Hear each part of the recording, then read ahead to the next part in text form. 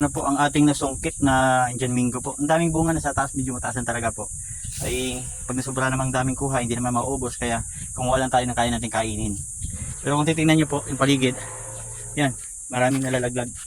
Araw-araw nalalaglag. Sayang kung nasa Maynila po kayo ngayon ay napakamahal ng ng Indian Mingo.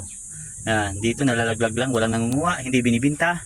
Hindi binibinta, pag may humingi, binibigyan namin. Kung sino gusto, pumunta dito at manguha kahit isang sako. Dalawang puno, isang puno pa lang to, meron pa doon sa kabila po. Nalalaglag lang yung yan, maraming bunga sa taas talaga. Kung makikita niyo po yung sa taas yan, ang daming bunga.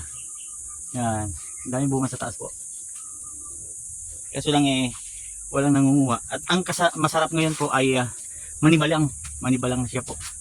Dilaw na yung matamis na siya. At may mga hinog. Ang daming bunga.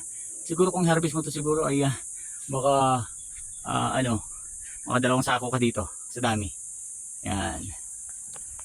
Kaya kung sino may gusto, pumunta lang dito po sa amin sa Tanawan, Batangas. Yan po.